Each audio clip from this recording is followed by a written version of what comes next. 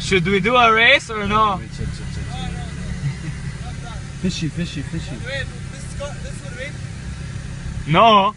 It will. 100%. I don't know.